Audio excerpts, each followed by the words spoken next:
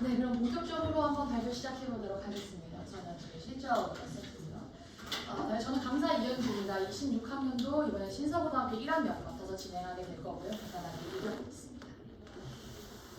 이제 본격적으로 이제 말씀을 좀 드려보도록 할 텐데, 우선 첫 번째로 말씀드리고 싶은 거는 28학년도 서울대의 개편 방안에 대해서 좀 말씀을 드리고자 합니다. 사실 서울대, 대한민국에서 가장 좋은 학교이긴 한데요. 이 서울대가 먼저 어떠한 입시에 대한 방향성을 틀면 다른 학교들도 이어서 좀 변경되는 부분들이 있기 때문에 충분히 주목할 만한 가치가 있다라고 볼 수가 있겠고요. 사실 이 개편 방안은 작년에 발표가 됐던 겁니다. 작년에 발표가 되어서 현재 이제 28학년도부터 달라지는 그런 부분들이라고 볼 수 있는데, 좀 주요 변화적인 부분들을 크게 개요로 따져본다면 첫 번째 이제 직윤 확대가 되고, 이 부분이 굉장히 더 중요할 텐데 수능의 최저가 폐지된다라는 부분이 있습니다. 두 번째로는 면접의 신층화라는 부분, 그 다음에 세 번째에서는 정시에서 교과 역량 평가가 강화된다라는 부분인데 점점 세부적으로 말씀을 드리겠습니다. 첫 번째 이제 직윤의 분석적인 부분들을 본다면 이제 이런 식으로 인문이과의 균형을 도모하려는 정책으로 인문계 학생 기회를 줄 수가 있다. 그러니까 요즘에 우리 사실 흐름이 어떻죠? 엄청나게 이과가 강세란 말이에요. 모든 이과에 대한 그런 전폭적인 아이들의 선호도가 높아지다 보니까 이제 상대적으로 좀 문과적인 부분들에 대한 것도 챙기겠다라는 의도가 좀 보여지는 부분이고요. 수능이 폐지되는 게 아니고 최저가 이제 폐지된다는 건데, 이렇게 됐을 때는 우려되는 부분이었을 때 학생들의 개학 후에 학업 성취도가 떨어진다라는 부분들이 있습니다. 어머니 아버님께서도 요즘에 뉴스를 보면은 이제 코로나 시대 이후로 아이들이 점점 성취도가 떨어진다라는 이야기를 하고 있어요. 근데 사실 그 부분은 대학에 가고 난 이후에 벌어질 문제이기 때문에 우리는 이러한 전략에 맞춰서 새롭게 풀어줘야 되는 부분들이 있겠고요. 면접도 조금 더 강화되는 부분들이 있습니다. 사고력 중심의 평가 강화로 학생의 역량을 더 심층적으로 검증한다. 단순하게 포트폴리오와 성적뿐만으로 보는 것이 아니라 이 학생이 면접에 들어와서 면접, 실제적인 대화와 실제적인 구술을 어떻게 진행을 할 수 있는 학생인지 그런 부분들까지 종합적으로 보겠다라는 의도가 있고요. 당연히 그렇기에 상대적으로 면접 준비가 안 되는 열악한 그런 환경에 노출된 학생들에게는 불리할 수밖에 없는 그런 구조이기도 합니다. 가장 중요한 정시 교과 역량 평가 개편에 대한 부분입니다. 분석에 대한 부분들을 보시면 시험 성적 이외에도 학생의 학업 태도와 역량을 반영한다.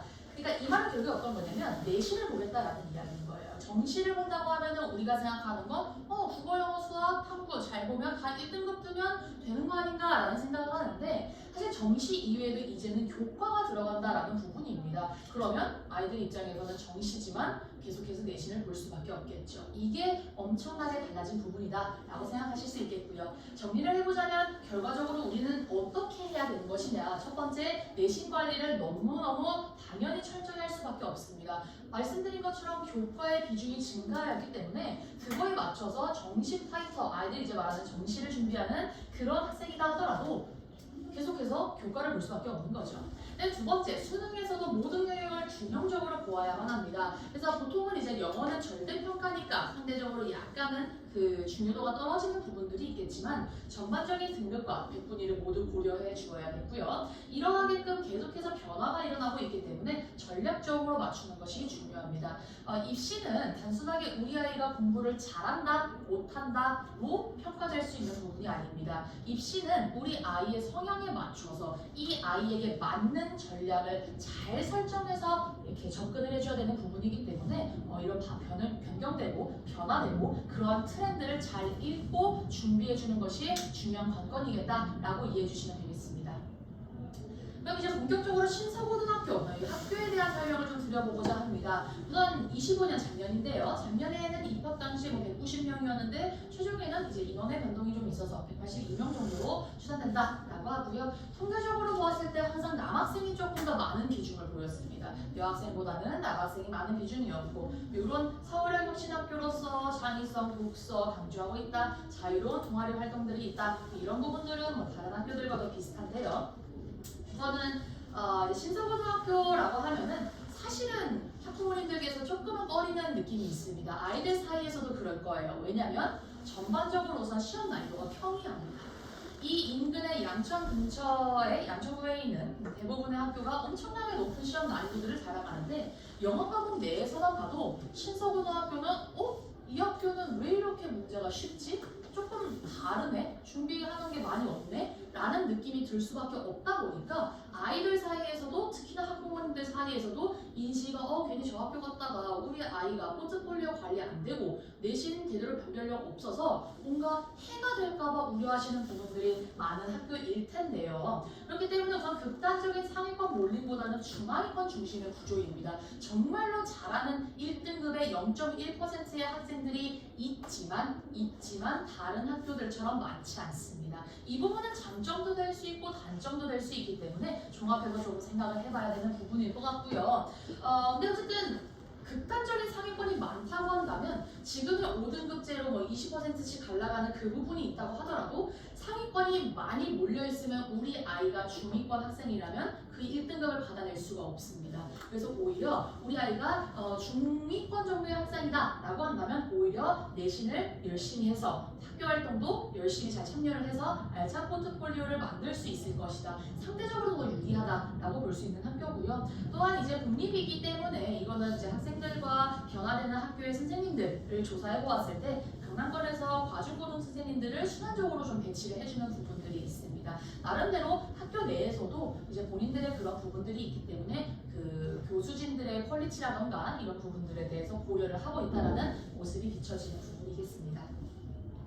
이제 졸업생의 진로 현황입니다. 아무래도 이제 신성고등학교 같은 경우에는 본인들의 대입 실적을 이제 공개적으로 딱딱딱딱 명목화해서 보여주지는 않지만 어느 정도 추려보았을 때 이러한 퍼센티지를 본다고 정리해볼 수가 있겠는데 대학 진학률을 보았을 때 실질적으로 전체 100%에서 대략 한 30% 정도는 대학에 진학을 합니다. 인서울 기준으로 볼 수 있겠고요. 그 다음에 이제 전문대를 가는 친구들이 30%가 있습니다. 이것도 새로운 특징이라면 특징일 수 있을 것 같아요. 왜냐면 인근의 다른 목동이라던가 양천이라던가 그런 학교들에서는 전문대의 비중이 굉장히 낮습니다. 그쪽에서는 오히려 아이들이 재수를 하죠.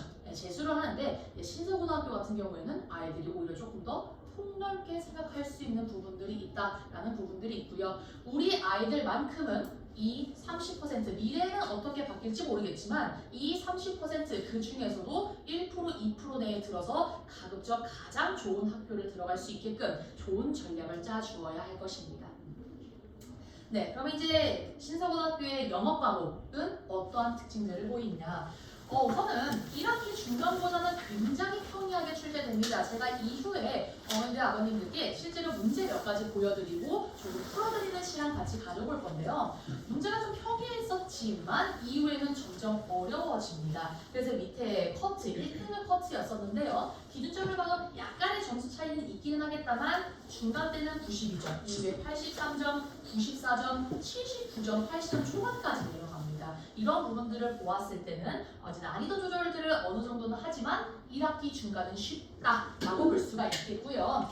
두 번째, 인근 학교에 비해서 압도적으로 시험 범위도 적습니다. 이제 이 시험 범위라는 게 아이들 입장에서 굉장히 고달픈 이야기가 될 거예요. 우리 아이들 중학교 때도 이 동네에서 이 동네밥 먹으면서 공부하는 거 사실 쉽지 않았었을 거거든요. 근데 고등학교 가면은 범위가 너무너무 많아집니다. 근데 신서고등학교는 다른 부분은 모르겠지만 영어만큼은 정말 대비하기에는 수월한 범위입니다. 실질적으로 저희가 이 중간고사, 기말고사, 내신 시즌 때 준비하는 기간은 대략 6주 정도 가집니다. 저희 리뉴에서 6주 코스에 대한 부분들을 가지고 가는데 신서고등학교는 3, 4주 차면 진도를 다 끝낼 수 있습니다. 사실 원래는 3, 4주 차면 진도를 끝낼 수 있어요. 근데 아이들이 그렇게 해버리면 2주 동안 선생님 저는 영어 안 하고 딴 거 할래요. 이렇게 되기 때문에 제가 이제 그 부분에 대한 포션들을 조금씩 늘려서 클리닉적인 부분들을 중간에 굉장히 많이 섞으면서 그 6주를 끌고 갈 건데 어쨌든 시험 범위가 굉장히 적고요. 조금 구체적으로 말씀을 드리자면 우리 아이들이 보는 모의고사 어머니들 나눠드린 이런 지문 하나 이런 거 하나가 보통 지문 길이거든요. 요 첫 페이지에 보여지는 이게 지문 첫 번째 길이 정도가 이 정도입니다. 이런 지문들이 신서고등학교는 대략 한 10개 정도 들어간다라고 봐주시면 좋을 것 같아요. 10개 정도. 그러면 10개 뭔가 많지 않나? 라고 생각하실 수 있어요. 근데 보면 목동고등학교 이런 거 22개 들어가고요. 그다음에 진명 같은 경우에는 40개가 넘습니다. 그렇게 보면은 이게 압도적으로 적다라는 의미가 어떤 의미인지 어머니들 이해하실 수 있을 거예요. 그래서 시험 범위 압도적으로 적고요. 그 다음에 세 번째, 추가 프린트도 없습니다. 추가 프린트라는 거는 보통 이제 저희가 어휘 프린트라던가 어법 프린트라던가 이런 것들을 추가해서 아이들이 엑스트라로 워킹을 할 수 있게끔 만들어주는 시험 범위를 쉽게 말하면 늘려버리는 거예요. 이것까지는 공부해와 라는 건데 신서고등학교는 그런 부분들도 없습니다. 그러니까 우리 아이들은 어때요? 주어진 모의고사, 그 다음에 주어진 교과서 이것만 엄청 파고들면 되는 구조인 거죠. 그러면 실질적 고득점을 위해서 신서고등학교 충분히 100점 맞을 수 있는 학교거든요. 지금 들어보셨을 때도 할 수 있을 것 같은데 생각 드실 거예요. 근데 100점 맞는 게 쉽지는 않습니다. 왜냐면 아이들이 지문은 보았지만 보기는 계속해서 바뀔 거라서 그 보기를 해석해낼 수 있을 만한 어휘력을 길러줘야 되고 독해력을 개발해줘야 됩니다. 근데 이제 어휘력 길러야 된다, 독해력 길러야 된다 말은 쉽죠. 뭔가 말은 되게 그렇구나 라고 할 수 있는데 아이들 입장에서는 이런 두 가지의 영역을 개발하기 위해서 굉장히 정말 전략적인 접근이 필요합니다. 우리 아이의 성향에 맞는, 우리 아이 학교 트렌드에 맞는 그런 부분들에 대한 대비가 필요하기 때문에 충분히 염두해줘야 되는 부분이고요. 서답형도 존재합니다. 근데 이 서답형이 복잡한 구조가 아니라서 기초적인 영작 훈련을 진행해야 됩니다. 우리 아이들이 중학교 때도 서답형에 대한 부분들이 존재했지만 그때는 아마 대부분 조금 더 외우는 위주였을 거예요. 그래서 보통 아이가 학원에 가면 외워서 암기 시험을 보고 통과가 안 되면은 뭐 나가가지고 뭔가 또 해오고 이런 부분들이 있었을 건데 고등학교 때는 조금 이 서답형에 대한 부분들이 달라집니다. 그래서 그 달라지는 부분들을 위한 영작 훈련이 들어가게 될 거고요. 말씀드렸던 1등은 컷이었습니다.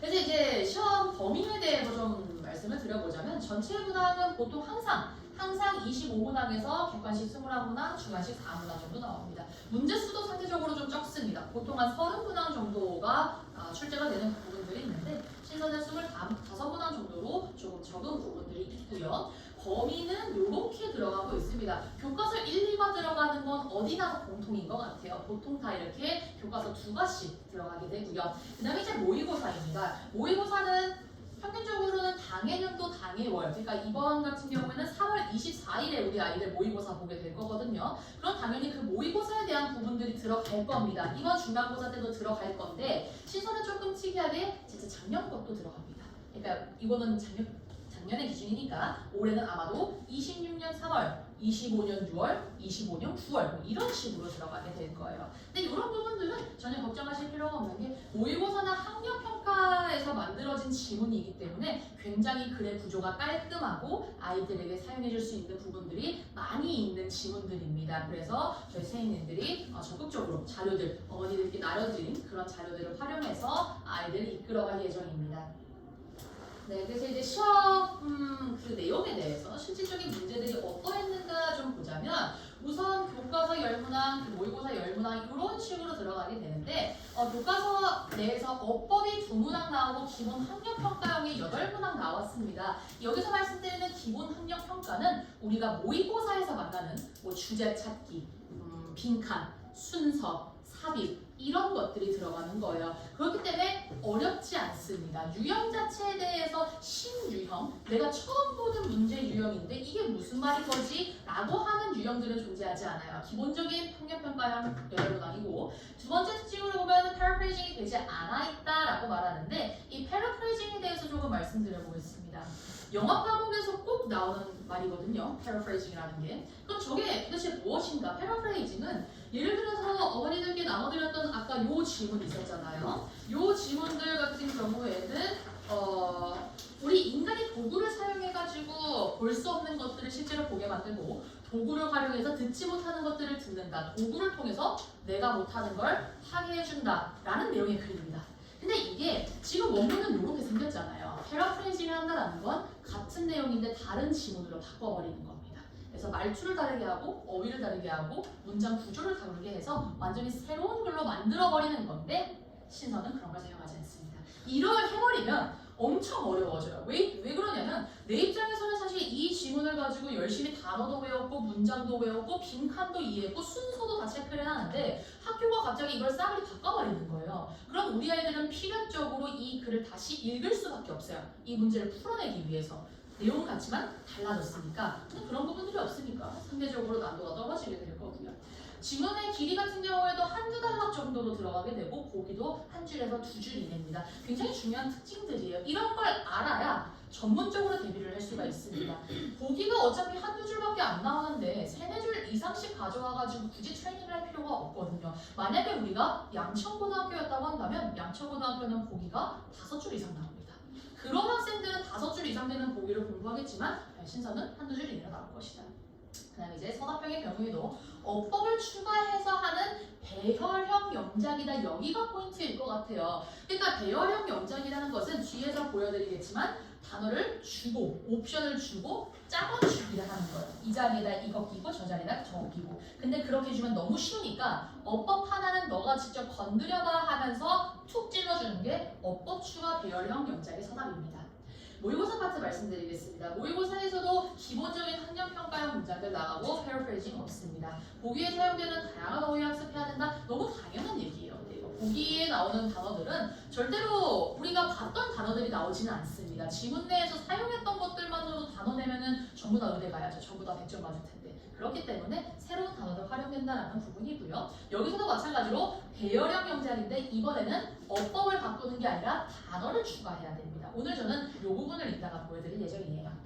그래서 이제 모의고사는 특히나 완벽한 본문 이해가 굉장히 중요한데 여기에서 요구되는 게 비문학적 사고력입니다. 우리 아이들이 국어학원에 가면은 비문학을 배울 텐데 영어가 점점 어려워지고 있습니다. 그 영어가 어려워진다는 건 모의고사 수능이 어려워지고 있다는 얘기예요.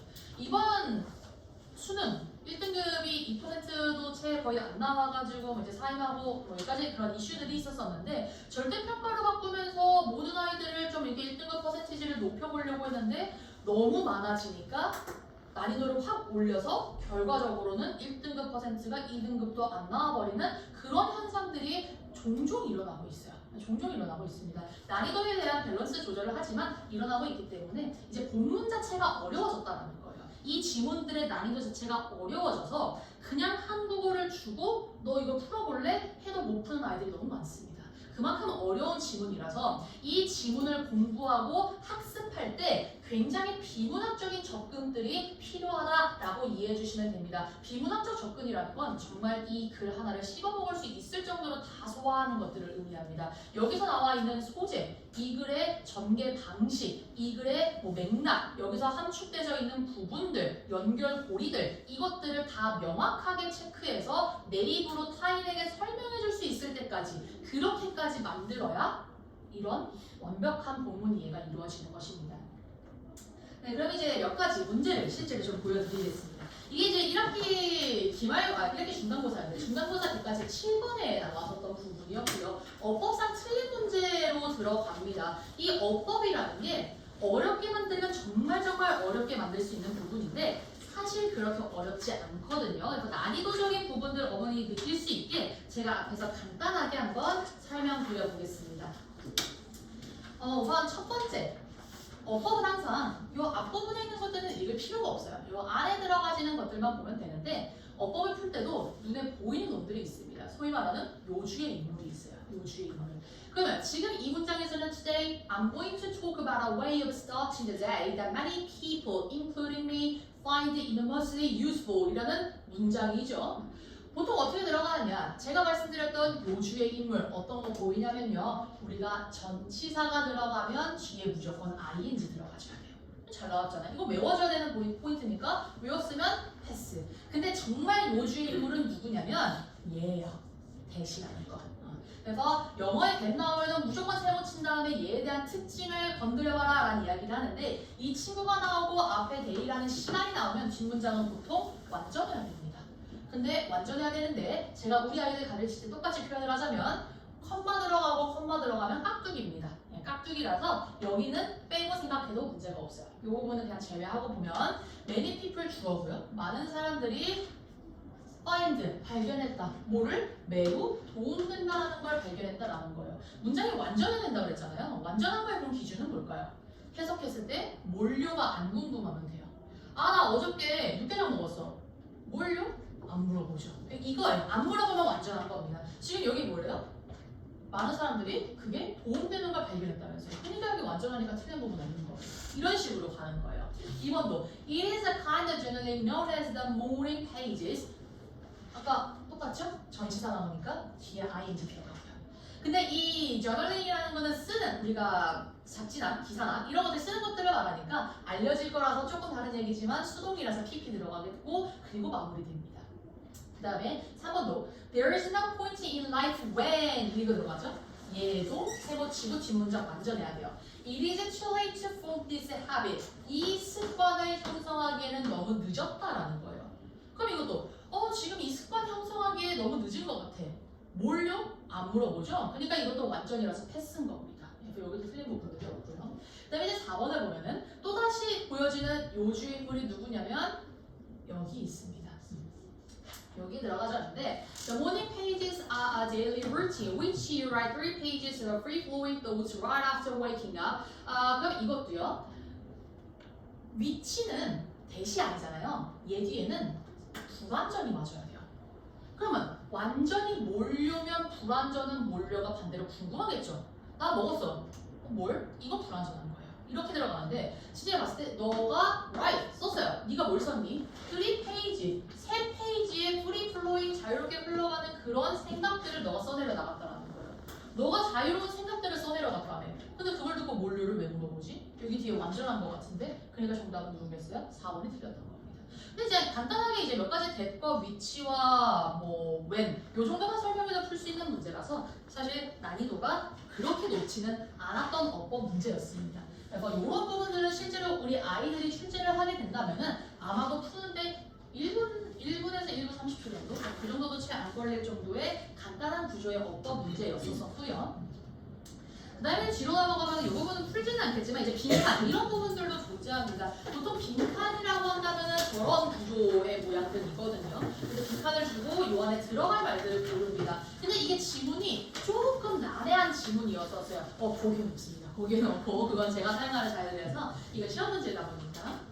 얘는 어떤 내용이었었냐면은 이제 그 조직 내에서 우리 조직에 다양한 사람들이 존재하는데 그 다양한 조직 내에서 어떠한 장점이 있는가, 어떠한 특징들로 갈려서 볼 수 있겠느냐 이런 것들을 보여주는 부분에서의 이제 빈칸이었고 실제로 보면 보기가 이렇게 한 줄 내지는 두 줄 정도가 들어가게 되죠. 근데 걱정하실 필요가 없는 게 사실 이 지문 뭔가 메카니스틱하다 그러고 있고 오가닉하다 그러고 하니까 좀 어려울 것 같다 라고 느낄 수 있지만 우리 아이들은 이 지문을 이미 봤어요.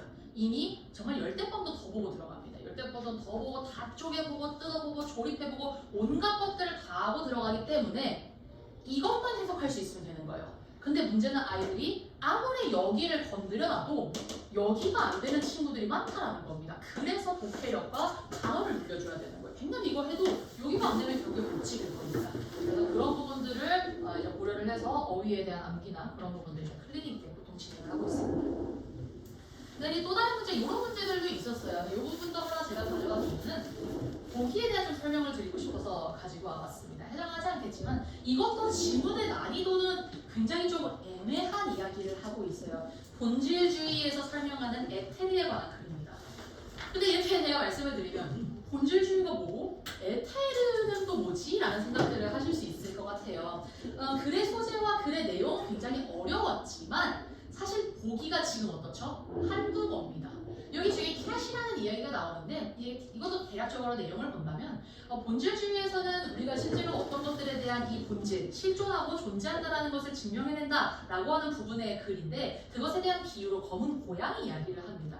까만 방 내에서 방에 불을 꺼놓고 검은 고양이가 거기에 있으면 나는 어차피 그게 안 보일 텐데 까맣고 까마니까 안 보일 건데 계속해서 그걸 찾으려고 한다는 거예요. 근데 사실 검은 고양이는 존재하지 않죠. 이게 에테르였던 거라서 이제 그런 내용인데 우리 아이들은 이것 또한 봤던 지문일 거기 때문에 분명히 자기들은 여기 머릿속에 대한 내용이 다 있어요. 그리고 이 밑줄 친 부분들에 대한 함축의미를 물어보고 있는 거고요. 근데 보기를 보면은 요거 본질주의 얘기 나오니까 그럴싸한 보기고 에테르 요것도 나오니까 그럴싸한 보기인데 3번 보면 에테르는 우아한 움직임을 보이는 물질이다. 정말 말도 안 되는 얘기인 거예요. 이거 정말 말도 안 되는 얘기예요. 이거 보기 날아갈 거고 잘못된 개념이 연구를 놀라운 방향으로 이끌 수 있는 전형적인 예가 검은 고양이다. 이것도 아닙니다. 검은 고양이를 강조하는 글이 아니에요, 이거.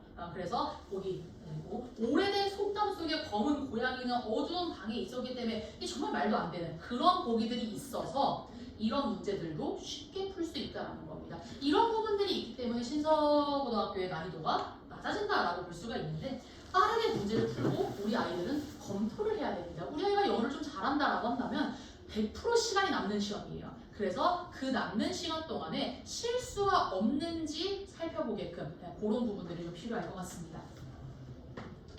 그 다음에 이제 서사평입니다. 서사평 보면은 어떠실까요? 조금 약간 인상이 이건 조금 어렵지 않을까라는 생각하실 수 있을 것 같아요. 뭔가 조건들도 들어가져 있고 요것들도 활용해야 되고 저 한국말도 들어가져 있고 근데 한국말의 길이도 짧지가 않죠. 이것도 제가 풀어드릴 겁니다. 보면은 this shorten section 한 다음에 아무런 관련이 없다. 보통 어떻게 얘기하냐면요. 한국어로 은는이가가 들어가면 주어고 다로 끝나는 동사예요. 현주는 밥을 먹는다. 현주 주어, 먹는다 동사. 그죠? 이게 간단한 구조라서 사실 이 친구 같은 경우에는 this shorten section이 주어로 들어가고 있을 거고요. 뒤에 들어가는 아무런 관련이 없다. 여기가 동사예요. 근데 이 아무런 관련이 없다. 이거 그럼 동사로 뭐라고 말해야 돼? 먹다는 eat잖아요. 그럼 아무런 관련이 없다는 영어로 뭘까요? 밑에 활용하게끔 줍니다. 친절하죠. 저는 이게 없어져지면 난이도가 확 올라갈 수 있다고 생각해요. 근데 사실 그래도 애들 외워가지고 오기 때문에 앵간히 다 맞추기는 하는데 줍니다. have to do with 이거 활용하면 돼요. 저게 근데 다만 얘는 관련이 있다요. 근데 우리는 관련이 없다면서요. 그래서 어떻게 할 거냐면 바꿔야 돼요. 근데 section이니까 단수죠. 수일치 한번 바꿔줘야 돼서 has nothing to do with로 가야 됩니다. 이렇게 돼야 여기서 nothing이 들어가면서 관련이 없다라는 이야기를 해줄 거예요. 그럼 관련이 없다면서요? 뭐랑 관련이 없어요? 장기 기업과는 관련이 없는 거죠. 그러니까 서술형은 하나씩 물고 가면 돼요. 한국어를 잘 건드리면 거기서 연결고리가 보여요. 거기서 이제 얘 다음에 이 말이 나와야 되니까 이 영어를 쓰고 그 다음에 저 말이 나오니까 저 영어를 쓰는 거예요. 여기 장기 기업이라고 하니까 to do with long-term memories 이거 들어가겠죠. 보면은 여기 뭐였어요? 필요한 단어를 추가해줘라 라고 말하죠. 롱천이 장기인데 기억이 없잖아요. 그래서 기억이라는 메모리스를 껴준 겁니다. 요 정도인 거예요. 요 정도. 하지만 아이들 틀렸을 수 있어요. 왜냐면 롱텀 메모리라고 쓰는 경우가 있어서 일반 취급했을 때 복수로 들어가줘야 되니까. 근데 뒤에 보면 장기 기억은 장기 기억인데 어떤 기억이요? 우리가 필요로 하는 장기 기억인 거죠. 한국어로 봐도 저거 지금 연결되잖아요. 그냥 기억이 아니라 내가 필요로 하는 기억인 거잖아요. 그러니까 얘도 기억은 기억인데 이러이러한 기억으로 넘겨줘야 되는 겁니다. 이렇게 명사를 꾸며줄 때 필요한 문법이 관계대명사예요. 그래서 여기다가 또 that을 껴줄 거예요. 그러면 어떤 기억? 우리가 필요로 한다? need 이거겠죠? 근데 뭐 하기 위해서? 회상하기 위해서 다 끊어지죠? 근데 딱딱 끊어지는 것들만 느끼시면 될 것 같아요. 뭐뭐 하기 위해서 영어로 in order to요.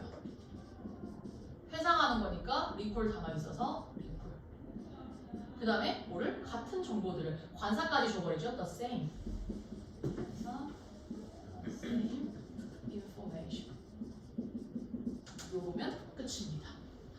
그래서 어떻게 들으셨을지 모르겠지만 사실 그렇게 맞추기 어려운 건 아니에요. 다만 그래도 수일치적인 그러니까 실수를 유발하는 거예요. 난이도가 어려운 게 아니라 실수를 유발하는 겁니다. 여기서 수일치 실패할 거 한번 유도했었고요. 그 다음에 여기에서도 메모리로 하면서 수일치 틀리게 해갖고 오답 나오게 하려고 그런 부분들이 있어서 말씀드렸던 것처럼 빠르게 문제를 풀고 검토, 모든 부분들에 대한 검토, 특히나 서사평에서는 오류가 많으니까 그런 것들을 좀 해줘야 된다라고 이해를 해주시면 될 것 같습니다. 그래서 문제는 이 정도 풀고 이어서 뒷부분에 있는 것들로 다시 한번 설명을 이어나가 보도록 하겠습니다. 네, 그래서 결국에 난이도 총평을 본다면 신서고의 내신은 난이도는 중하입니다. 중하. 그래도 서술형이나 이런 부분들이 있고 어휘가 계속해서 변형이 될 거기 때문에 중하 정도로 판단을 좀 했고요. 결국에는 본문 이해 충실형입니다. 아까 말씀드렸던 씹어먹어가지고 설명을 타닥타닥 뱉어낼 수 있게 보고 만들어야 되는 거고 배열식의 서사평 구조 가지고 있고 지문의 길이도 상대적으로 짧고 시험 범위도 적다. 근데 여기 밑에 써있는 것처럼 이건 함정입니다. 시험 범위가 적다라는 건 함정이에요. 자, 왜 그런가 하고 봤더니 두 문제만 틀려도 2등급이 나와버릴 수가 있어요. 근데 두 문제는 사실 내가 컨디션이 아무리 좋고 공부를 그동안 아무리 잘 준비를 해놨어도 살짝 미끄러지면 틀리거든요. 특히나 서답형, 그 다음 객관식도 재수없게 마킹 하나 잘못해버렸어. 이래버리면 근데 2등급이 되니까 적은 시험범위 시험이 쉽다라는 건 공부를 잘하는 친구들 입장에서는 언제나 함정일 수밖에 없는 부분인 거죠. 그래서 오히려 철저하게 좀 대비가 되셔야겠고요. 적극적인 동기를 통해서 다량의 변형 문제를 풀어야 됩니다. 저는 신서고등학교 친구들은 정말로 문제를 많이 풀릴 예정이에요.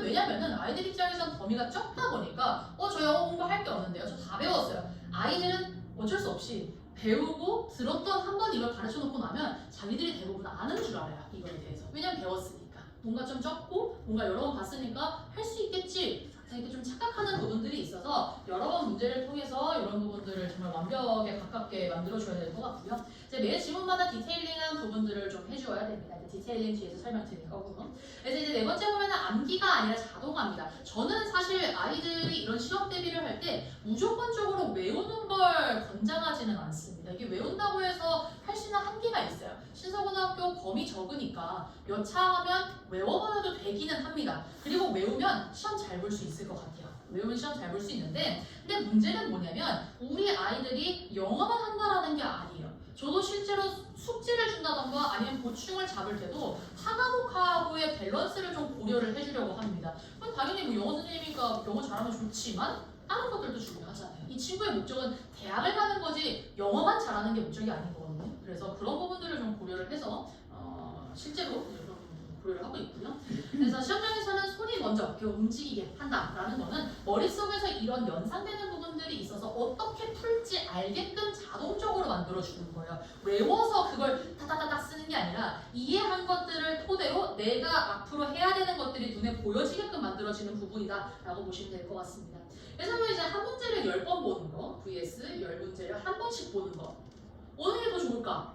라고 생각해보면 아마 그래도 한 문제를 보통 특히 수학 같은 것들 수학 같은 경우에는 한 문제를 10번씩 봐야지 이렇게도 풀어보고 저렇게도 풀어보고 답지 없이도 풀고 모든 각도를 다 봐야지 라고 하는데 신서고등학교 조금 달라요. 범위가 적잖아요. 범위가 적은 학교이기 때문에 저는 10문제를 갖다가 한 번씩 보더라도 많은 것들을 풀고 거기서 내가 틀렸던 것들을 다시 한번 보는 정도로 그러한 방향성을 저는 좀 이제 택하려고 한다라고 말씀드리고 싶습니다.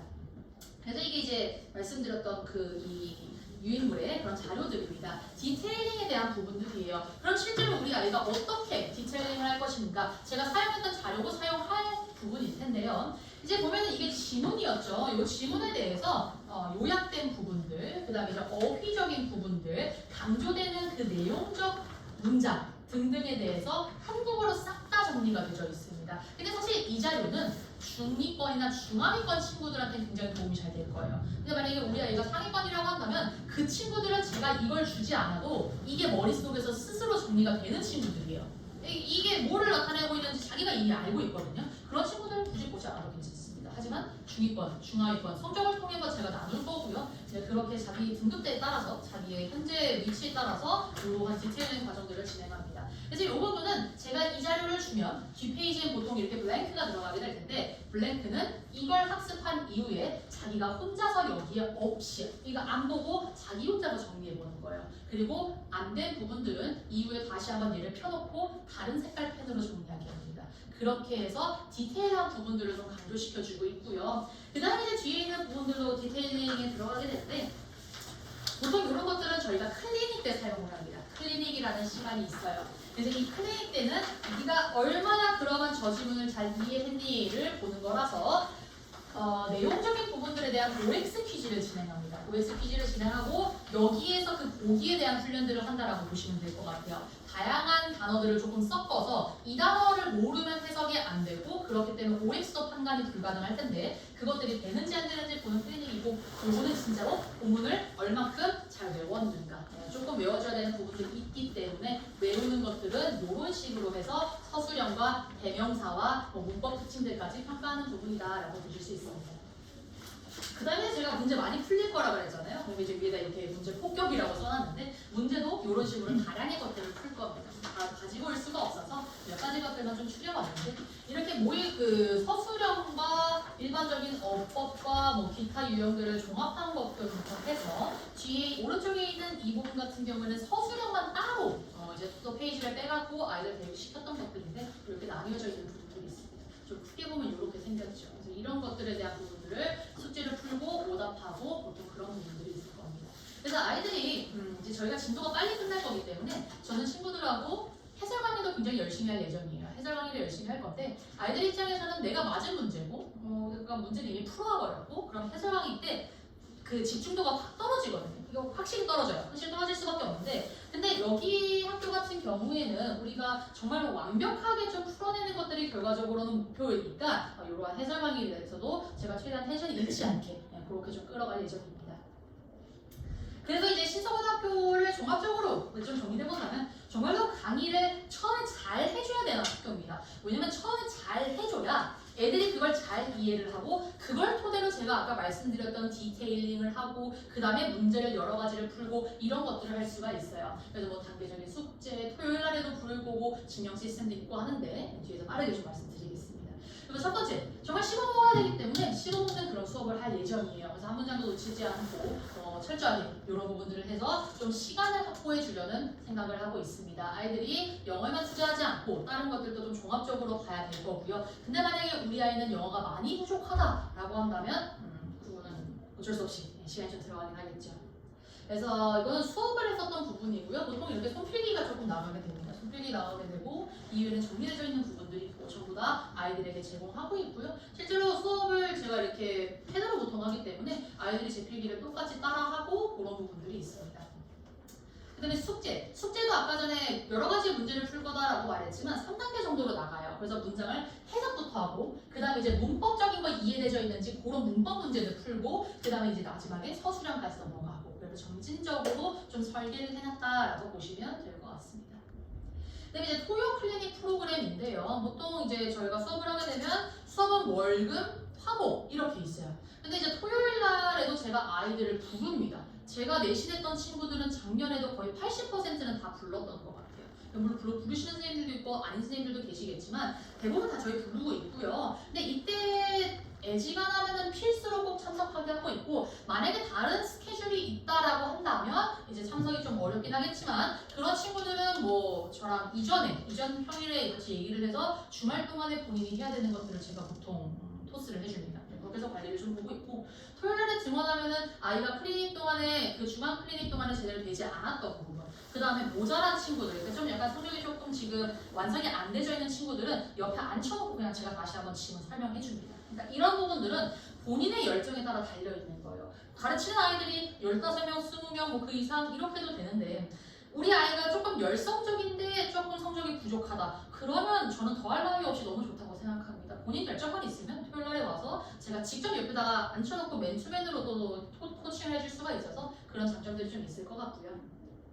그래서 이렇게 좀 제가 아이들 보기 위해서 표로 항상 도식화해서 좀 제가 보는 부분들이 좀 있고 그 다음에 이제 직접 제작하는 모의 시험지들이 있습니다. 저희 학원에서 이제 마지막으로는 그 파이널 동형 모의고사를 진행하게 되는데 그런 부분들도 같이 들어갑니다. 이제 마지막 네 번째입니다. 저는 정말 그렇게 생각을 합니다. 제가 앞에서 우리 아이들 지도하고요. 아이는 제 말을 따라서 저를 실천해주고요. 부모님께서는 이 아이를 서포트 해주시는 거죠. 항상 서포트를 해주고 계시잖아요. 그래서 이거는 삼위일체예요. 정말 학생과 강사와 부모님께서 같이 셋이 모여서 삼위일체를 이루어야 되는 거고 그래서 안 되면은 우리 아이가 조금 부족하거나 뭔가 저를 따라오지 않는 부분들이 있다면은 저 항상 어머니들께 바로 연락드립니다. 저희는 클리닉 문자도 나가거든요. 이 친구가 평균적으로 오늘 봤던 시험에서 몇 개 틀렸고 반 평균은 몇 개였다 같이 들어갈 거예요. 그러면 이걸 보면서 근데 우리 반에는 잘하는 친구도 있고 중간 친구도 있고 못하는 친구도 있어서 어느 정도 평균이 나오겠죠. 그럼 그 평균에서 우리 아이가 지금 어느 정도인가 이거 매 부분 매 수업마다 아마 확인하실 수 있으실 겁니다. 그리고 숙제가 안 되거나 뭐 보충을 빠지거나 태도가 불량하거나 그런 부분들은 제가 따로 또 전화 드려서 현재 상태 보고 드릴 거고요. 그래서 아까 말씀드렸던 이거는 학생들이 실제로 한 겁니다. 실제로 학생들이 했었던 거고 제가 필기를 이렇게 나가요. 요즘에는 이 폼을 좀 사용을 하는데 그러니까 이 폼을 수업을 해주고 나면 아이가 이걸 어떻게 하냐면 당일에 복습을 합니다. 저는 당일 복습 시스템을 좀 진행을 하고 있어서 제가 이렇게 수업한 부분들에 대한 필기를 집으로 갖고 가서 잠자기 전에 만약에 뭐 저는 새나라 어린이여갖고 너무나 일찍 자야 된다. 그럼 아침에 일어나서 하라고 해요. 그래서 아침에 일어나서 해서 어쨌든 24시간 내에 이거를 해서 저한테 보내줘야 돼요. 저한테 카톡으로. 뭐 인사 이런 거 필요 없고 그냥 띡 보내놓고 나면 제가 확인해갖고 이제 체크해주고 이제 그런 것들을 하고 있습니다. 이것도 비슷한 부분이었고요. 그럼 조금 더 부족한 친구들은 아예 문장을 이렇게 해서 너가 스스로 이걸 적어보면서 연습해라 라는 부분들도 같이 활용을 합니다.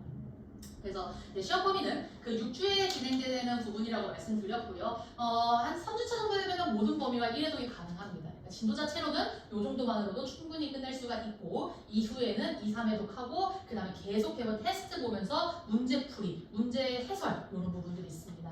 마지막 주차에서 이제 1차 동형 모의고사, 2차 동형 모의고사 학교 시험지와 동일하게 생긴 그런 시험지에다가 제가 이제 모든 문제를 직접 제작을 해서 아이들을 평가합니다.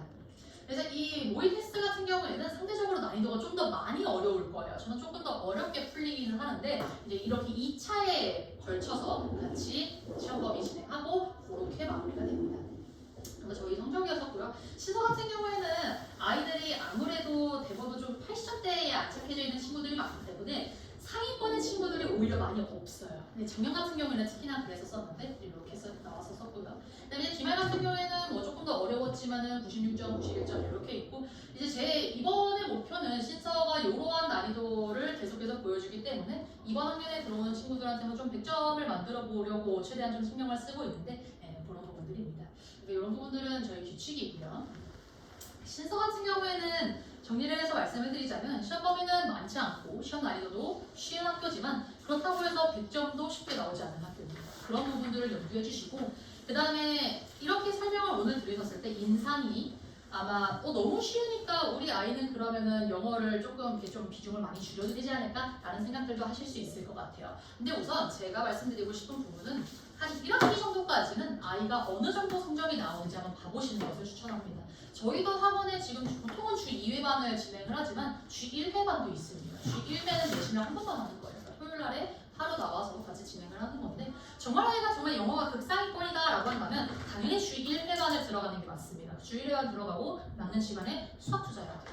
수학하고 국어 투자하고 이렇게 가야 되는데 그래도 한 1학기 중간, 정말 중간고사 정도까지라도 아이가 하는 부분들을 보고 그 다음에 이 아이의 전략을 정해주시는 것도 괜찮은 방법일 것 같습니다. 2학기 들어가면은 난이도 더 어려워질 거고요. 아까 말씀드렸던 것처럼 80점 초반대까지도 떨어지는 경우도 있어요. 그러니까 방심하면 안 되고 확신하면 안 됩니다. 내신 기준은 어떻게 바뀔지 아무도 모르는 거거든요. 그래서 이건 저도 오늘 제가 말씀드렸던 이 부분도 작년에 대한 것들을 기준으로 말씀드릴 거니까 참고해 주시고 선택하시는데 도움이 되셨으면 좋겠습니다. 이상으로 발표 마치도록 하겠습니다. 감사합니다.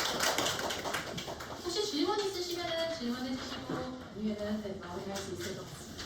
네. 신서고 몇 년 하셨는지 알고요. 주 2회반은 몇 시간? 저는 신서고 지금 저희 미뉴에서 지금 한 2년 정도 그 다음에 주 2회반은 저희 시간이 보통 클리닉 1시간, 그 다음에 보통 2시간 해서 3시간 정도. 몇 시부터 시간이에요? 시간은 아직 확정은 안 되어 있는데요. 보통 들어가게 되면은 6시, 그러니까 이게 저희가 두 타임이 들어갈 거라서 5시에 와서 8시에 끝나는 팀이 하나가 있고 그 다음에 7시에 와서 10시에 끝나는 팀이 있어서 5시 시작 아니면 7시 시작 이렇게 봐주시면 될 것 같아요. 근데 제가 이제 1학년하고 2학년을 같이 또 진행을 하고 있다 보니까 5시가 될지 7시가 될지 이거는 조금 저희가 지나고 나서 결정이 될 것 같습니다. 또 다른 질문? 네. 저희 혹시 지금 내신 위주 커리큘럼을 설명해 주셨는데 네. 혹시 그 수능 위주 그러니까 종합적인 일반 강의는 그러면 이게 한 학기 끝나고 뭐 여름 방학 때 그게 집중되는 건가요? 그 전체적인 흐름이 어떻게 되는 거예요? 네, 언니. 저희가 보통 이제 내신 시즌, 그러니까 내신반과 정규반으로 나뉘기는 하는데요. 내신 때 이제 3월 9일에 저희 개강합니다. 3월 9일에 개강을 하는데 3월 9일부터 대략 한 6주 정도 이 중간고사 텀을 가질 예정이고 그러면 보통 한 2주 정도가 남거든요. 이번에 한 3주가 남을 수도 있을 것 같은데 2주 정도일 것 같아요. 아니 2주 정도 남을 텐데 그때 정규반으로 이동을 하거나 아니면은 그냥 이 반 내에서 시험지 해설하고 저 같은 경우에는 이 인터벌 기간 동안에는 아이들 대면 상담하고 좀 코칭하고 전략 짜주는 시간들로 활용을 했었었고요. 그러면 이제 수능에 대한 그런 대비들은 대부분 다 방학 기간 동안에 이루어집니다. 저도 지금 실제로는 방학 기간이어서 정규반으로 수능 코스 이끌고 있습니다. 그래서 학기 중에는 내신, 방학 기간 중에 수능형 이렇게 나뉜다라고 봐주시면 좋을 것 같습니다. 선생님은 계실까요? 네, 오늘 긴 시간 집중해 주셔서 너무 감사합니다.